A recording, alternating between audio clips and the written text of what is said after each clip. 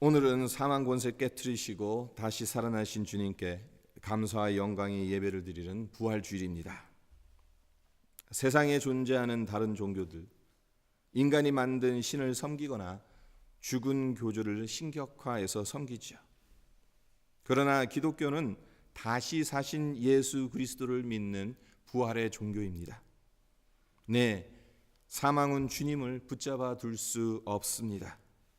오히려 사망은 주님에 의해 패하여졌다고 오늘 본문 말씀은 전하고 있습니다.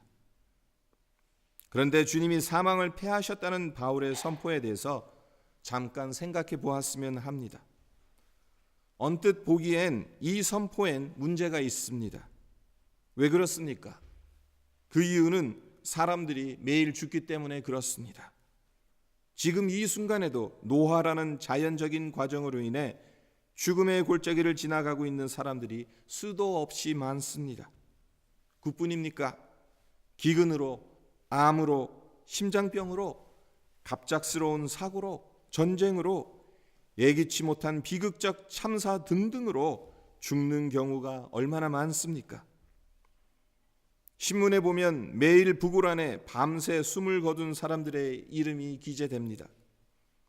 어제 토론토 스타지에만 봐도 토론토 지역에 28명의 새로운 망자가 부골 안에 기재되었습니다.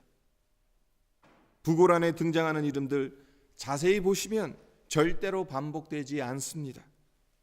하루도 거르지 않고 다음 날이 되면 새로운 이름으로 바뀌게 됩니다. 이와 같이 사망이 토론토에 아니 전 세계를 다스리고 있는 것처럼 보이는 것이 우리가 살아가고 있는 현실인데 어떻게 사망이 패하여졌다고 말할 수 있습니까? 도대체 부활이 어디 있습니까? 하루도 거르지 않고 죽음의 소식이 들려오고 있으며 우리 역시 언젠가는 그 소식의 당사자가 될 텐데 어떻게 사망이 패하여졌다는 바울의 선포를 믿을 수 있습니까? 사망이 패하여졌다는 말이 믿겨지지 않고 실감이 가지 않지요. 네, 주님 부활하신 이후로도 이 땅에 태어난 모든 인간은 죽었습니다. 사망의 그늘에서 벗어난 사람 한 사람도 없습니다. 우리가 죽는 것만큼 확실한 것 이 세상에 없습니다.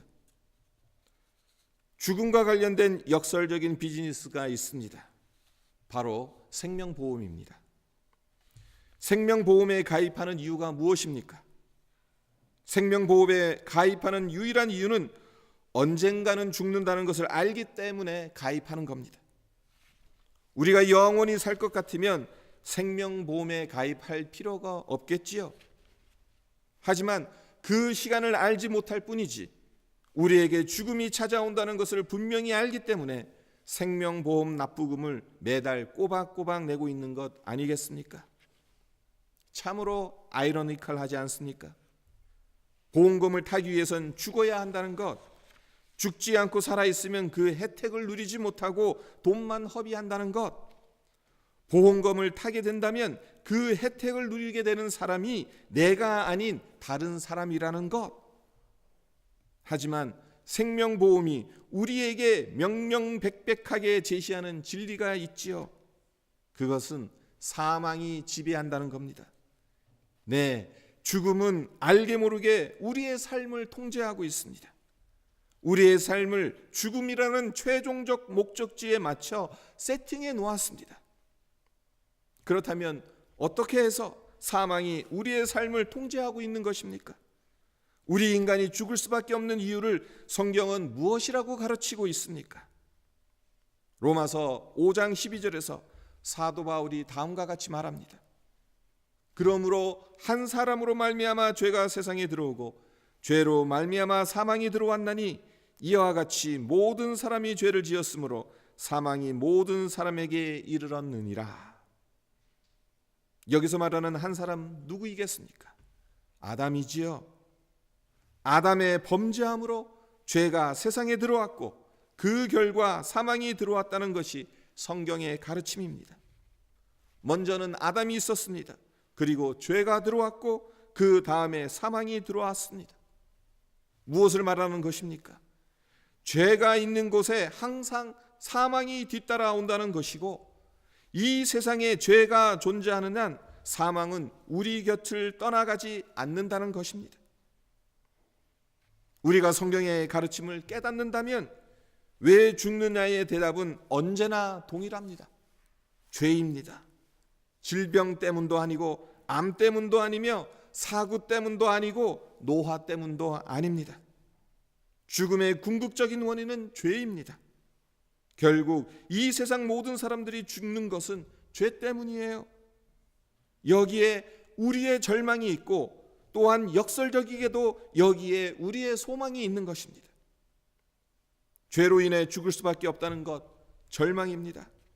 하지만 주님께서 죽으셨고 부활의 첫 열매가 되셨기에 우리에게 소망이 있는 겁니다. 여전히 죄가 지배하고 있는 세상, 그래서 죄의 결과로 죽을 수밖에 없는 인생들이지만 주님께서 다시 살아나셨습니다. 부활의 첫 열매가 되셨습니다. 부활을 한마디로 정의하라고 한다면 성도 여러분, 무엇이라고 정의하시겠습니까? 저는 승리라고 정의하고 싶습니다. 인류 역사상 가장 큰 대적과 싸워 이긴 승리라고 정의하고 싶어요. 그렇다면 그 대적이 누구입니까? 무엇에 대한 승리입니까? 죽음에 대한 승리이지요. 아담 이후 인력의 최대적 죽음을 향한 승리였습니다. 인간은 모두 죽음의 종이었습니다. 이러한 죽음의 권세를 깨부수고 승리한 것이 예수님의 부활입니다. 죽음을 피할 자가 아무도 없고 속수무책일 수밖에 없는데, 우리 주님께서 십자가를 통해 이 죽음을 패하시고 부활하셔서 생명의 주님이 되시고 만왕의 왕이 되셨습니다. 헬라어 원어로 보게 되면 패하셨다라는 말은 능력을 잃어버리게 했다는 의미를 가지고 있습니다. 주님께서 죽은 자 가운데서 다시 살아나셨을 때에 사망의 능력은 산산조각 부서진 것입니다. 따라서 주님을 믿는 자들에게는 죄와 사망의 법이 더 이상 효력을 발휘하지 못합니다. 지금 당장은 사망이 우리를 지배하고 다스리는 것처럼 보이더라도 사망이 우리를 집어삼키지 못합니다. 우리 역시 주님처럼 부활하기 때문에 그렇습니다. 사망은 이제 힘이 없습니다.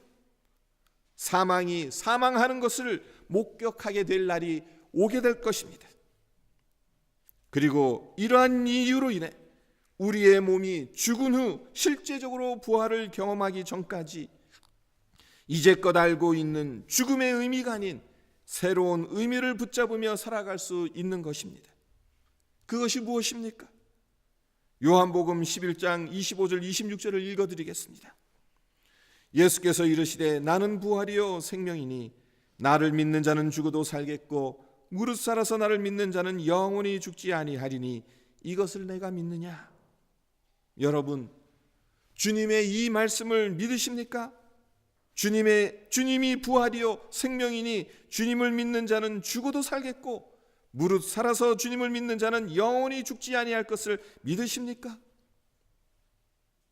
주님을 믿지 않는 자들에게 죽음은 끝입니다.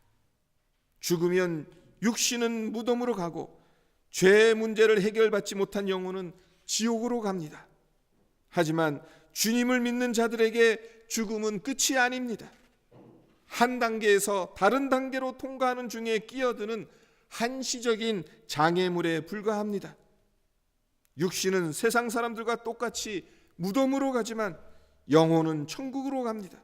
그리고 주님이 재림하시는 날 죽은 육신이 다시 일어나 영원한 부활체를 입게 될 것입니다.